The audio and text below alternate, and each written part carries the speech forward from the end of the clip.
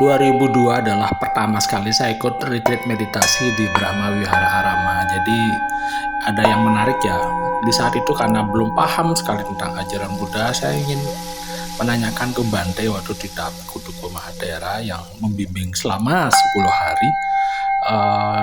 Saya menanyakan sebenarnya inti pokok ajaran Buddha itu apa sih gitu. Artinya beliau menyebutkan salah satu di Dhammapitaka ya, kalau nggak salah.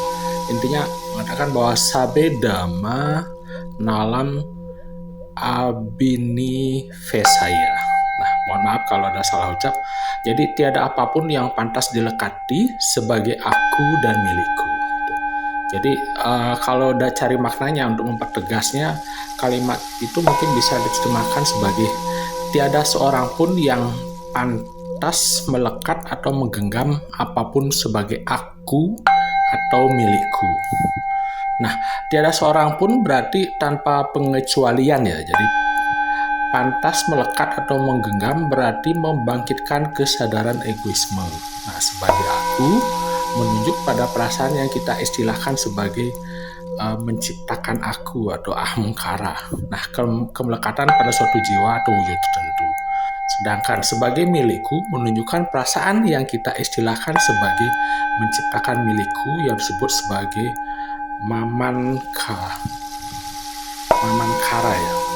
Jadi kemelekatan pada fenomena yang dikaitkan dengan rasa ego. Jadi hindarilah menciptakan aku atau menciptakan milikku. Nah, ini agak dalam ya, tapi inti sarinya ternyata itu intinya. Jadi sabe dhamma nilam abine vesaya. Inilah intisari. Nah, ini berdasarkan buku dari Biku Buddha Dasa dengan bukunya Inti Pokok Pohon Bodhi. Jadi ini akan menjelaskan ajaran Buddha tentang sunyata. Nah, di sana detail sekali dibahas lebih lengkap bahwa sebenarnya kalau kita sudah paham bahwa sumber semua penderitaan adalah kemelekatan, istilahnya kemelekatan adalah penyebab dari duka, maka kita bisa memahami bahwa cara melepaskan diri dari duka adalah membebaskan diri dari kemelekatan. Begitu tidak ada kemelekatan, maka tidak akan ada duka. Nah, itu latihan-latihannya kalau cuma diomongkan di sini agak berat, tapi kalau ikut retreatnya pasti bisa mengalami suatu keadaan tanpa aku atau anatta. Nah, ini kata kuncinya di sini ternyata bahwa sumber penderitaan itu adalah aku dan milikku.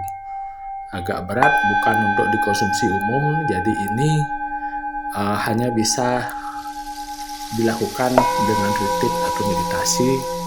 Jadi istilah di Buddha disebut sebagai ehipassiko. Jadi di sini ada tahap-tahapannya. Jadi seperti ini ya, wedana pusana, dhamma pusana, nama rupa parica wedanana, pacaya pariganana. Nah, ini tingkat-tingkatan dari tahapan meditasi gitu, kurang lebih ya. Jadi maafkan kekurangan saya, tapi yang menarik adalah ini kenangan yang tidak pernah saya lupakan dengan ikut 10 hari retreatnya yang diajarkan oleh Bante Tita.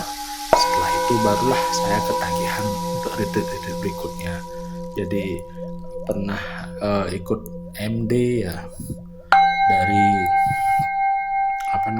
Bapak Hudoyo, kemudian ikut dengan Guruji Pak Gede Pramo itu beberapa kali. Jadi setiap purnama kapat dan purnama kedase akhirnya seringlah kita datang ke Brahma Wihara, sampai anak saya pun ngambil namanya dari sini, yaitu yang pertama namanya Sati Karisti. Jadi Sati itu adalah kesadaran untuk tidak memihak yang positif maupun negatif.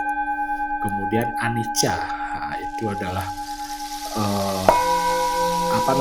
realisasi sebagai seorang meditator, yaitu Anicca. Dan Paramita itu adalah kesempurnaan yang bisa nanti kita dapatkan dengan melakukan 10 paramita.